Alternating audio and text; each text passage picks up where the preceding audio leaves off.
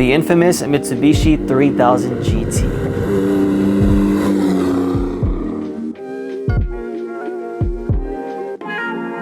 After owning mine for the past 5 years, I wanted to make this quick video in regards to my overall opinion, the good, the bad, the ugly about the platform, and I am more than excited to hear your guys' opinions as well in the comment section below. The Mitsubishi 3000 GT is also known as the Mitsubishi GTO in Japan, and the reason why they have different names is because back in the day, Pontiac basically had a car called the GTO. Mitsubishi could not copy them and therefore changed the name to 3000 Grand Touring, aka 3000 GT. The 3000 GT also had an ugly twin brother, the Dodge Stealth. No hate towards my Stealth owners, we still love you dearly, but someone's got to be the better looking brother, right? The Mitsubishi 3000 GT was manufactured by Mitsubishi to compete with the other 90s JDM legends of the time, the Toyota Supra, the Acura NSX, the Nissan 300ZX, and the Mazda FD RX-7. Which, by the way, fun fact, the 3000 GT actually outsold all the cars in that time, and it's kind of funny because it's actually considered the forgotten legend of the group, and it's quite frankly the rarest to see driving around in the streets, and I think there's a reason for that, which we'll get into that later. Now, as far as production years, we had the first generation from 91 to 93 with pop-up headlights, active aero, and a bunch of cool tech.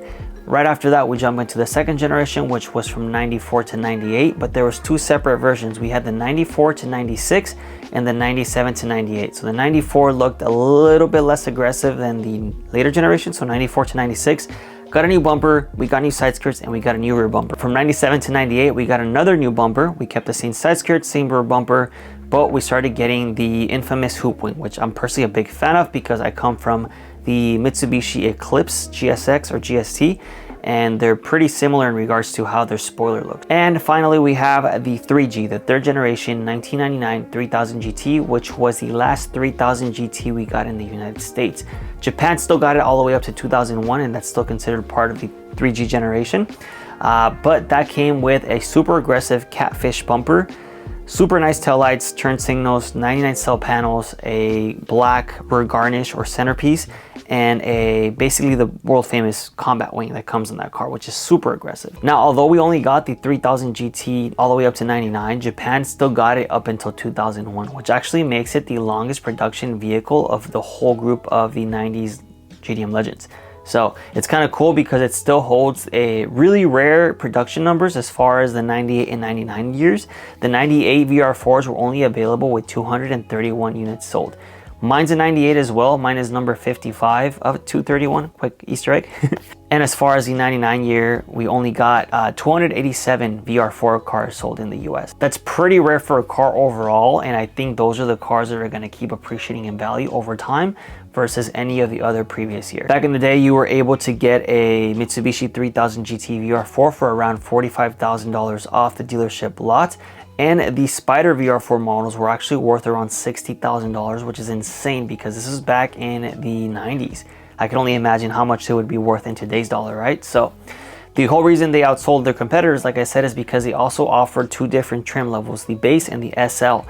You were actually able to get a base model back in the day, brand new, for $14,000, which, you know, in today's market, you could probably get a base for around $1,000 to $4,000 for a super clean one. You could get an SL, which is a dual overhead cam 6-cylinder front wheel drive version, for around $3,000 to $7,000, and you could find VR4s anywhere from $10,000 to $60,000 for a mint low mile one. So obviously it's going to depend on the condition, the miles, the maintenance, and it's just going to be all over the place, right? But if you want more references as far as prices, you could always check out the Haggerty valuation tools, and you could kind of see where or how much they've been selling for. But quite frankly, the Mitsubishi 3000 GT is still basically one, if not the cheapest, out of all the 90s JDM legends in today's market. So let's get straight into the bread and butter of the video, the good thing about the Mitsubishi 3000 GT. The early generation 3000 GT, aka the 1G, came with really cool tech. They came with full-time four-wheel steering, they came with all-wheel drive, they came with active aero, and they even came out with active exhaust. So with the push of a button, you were able to make your exhaust sound that much more aggressive, which for the early 90s was quite insane because a lot of manufacturers worldwide weren't even able to do this. So Mitsubishi was really ahead of its time And that just goes to show where they could have gone if they would have kept going with their motorsport division. So quick side note, Mitsubishi also sells more things besides cars. They do like things like microwaves, TVs, like they do basically everything, right?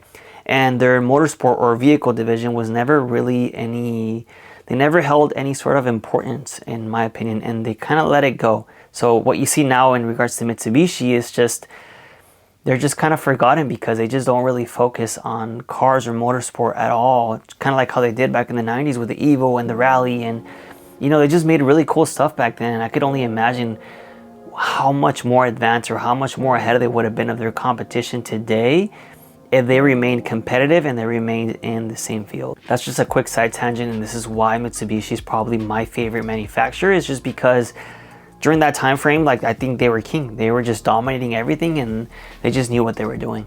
Now with time and these cars being over, you know, 20, 25 years old, you know, a lot of this active stuff is starting to give out, and electronics is just starting to go brittle. And, you know, for the most part, people just tend to delete these things because they just tend to malfunction with time. It's very rare when I see a 3000 GT with active aero still working. Up next, we have modifications. The 3000 GT VR4 specifically, the twin turbo model, has huge tuning capabilities, and although some parts for it might be scarce, there's still enough aftermarket support in today's world to kind of get you to your desired power levels or aesthetic goals. Up next, we have the exhaust sound.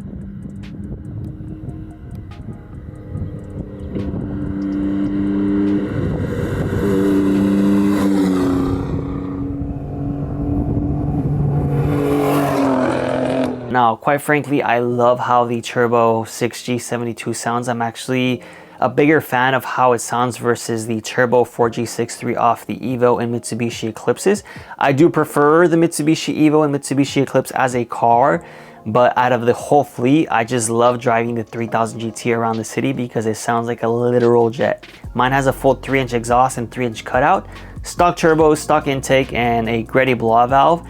And if you've ever heard this thing in person, you just know how amazing, and you just hear the turbo spool, and it sounds so good. It's just so throaty. In my opinion, again, this is by far the best looking JDM Legend of the 90s, and I am being biased because I own one, but after seeing it around the other Legends in person, in my opinion, this one just holds the best aesthetic and presence, especially the 99 trim. Like, if you put this next to a Supra, they're both wide, but the 3000 GT just holds a much better aura, and I can't explain this unless you've seen it in person. Like, you don't see the 3000 GT as much, especially one that's built right, one that's built super nice.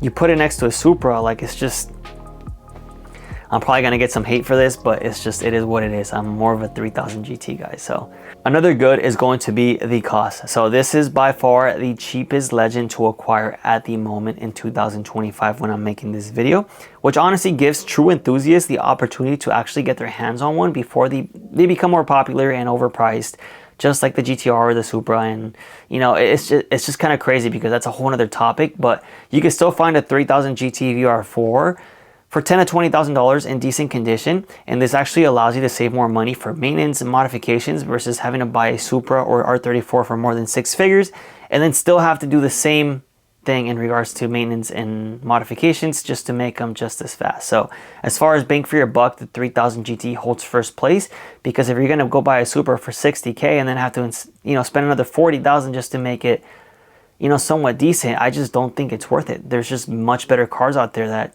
they're just much better bang for your buck, basically. So the 3000 GT is still acquirable, it's still cheap, and it's just, people don't know about it just yet. But the way I see it going, it's going to gain popularity over the years, and this is one of the cars that is going to increase in value over time. Up next, we have comfort. So the GT in 3000 GT actually stands for Grand Touring, and this car was actually made for long, comfortable road trips and just the overall feeling like you're on a cloud, even at high speeds. So out of the whole fleet, versus the Evo and Eclipse, the 3000 GT, especially when I'm driving it on the freeway, it's just the most comfortable. I could be going 100 miles per hour and it feels like I'm driving like 60. Compare this to my Evo, on the other hand, you feel every bump, everything's rattling, it's just all the noise, it's a very raw car, right? So the 3000 GT is the exact opposite. It could still go up to, you know, pretty decent speed, but it's just, you know, it's give or take. Obviously, if you prefer more of a raw platform, then the Evo's for you, but if you prefer something a little more luxurious and more comfortable, then the 3000 GT really holds, you know, the crown here. Now let's get into the bad, and I think this is where most people are going to agree with me, the engine layout. So the 6G72 motor was transversely mounted, and I think this is where the car fell short amongst all its competitors. It just made it really extremely difficult to work on, and it's a very tight space. If you've ever seen inside an engine bay, it just looks like a headache. So I'm not saying it's hard to work on, but it's something that you kind of have to get used to. And I think the more time and experience you have taking these things apart, the more comfortable you're going to be around. But if you kind of show your average mechanic or your average person how it's set up, they're kind of going to freak out, which I kind of did when I got mine. I was like, holy crap, like this is too much, right? Now, based off my research, don't quote me on this, is just what I saw online. The engine was set up like that since they had both the naturally aspirated front wheel drive variants as an option and the all-wheel drive one. So this was the only way that they were able to keep the original design as far as how the motor mounted, to kind of be able to have both front wheel drive and all wheel drive components within the car. Now, I truly believe that this is the main reason as to why the popularity of the 3000 GT was never right up there. I just think people found other cars much easier to work on and modify in comparison. Another downside to the 3000 GT was the weight. These things were absolute pigs, and anyone that races or tracks them tends to just do a lot of weight reduction within them just to be able to kind of make them just a little bit lighter. So I think the 3000 GT VR4 weighs in around 3,800 pounds, which is quite insane, and it's actually the heaviest of all the 90s JDM legends. Another huge downside is going to have to be the parts availability. So as I've built mine over these last 5 years, I just found certain parts to be either discontinued or just extremely expensive, as sellers know how difficult it can be to source them. So if you want to get a 3000 GT, especially a VR4, you just be prepared to spend quite some money if you want to either modify it aesthetically. So if you want to do, for example, the 99 conversion, you got to get the front bumper, the sill panels, the front headlights, the front turn signals, the rear garnish, and the combat wing. And within all those parts, you're looking at around $5,000 to $6,000, just ballpark. So it's pretty expensive just for some bumpers and stuff like that. Now we're just talking about aesthetics. We still got to consider all the aftermarket support in regards to performance, or just OEM replacements as far as water pumps, oil pumps, timing belts. A couple things are discontinued, so you just have to know where to source things.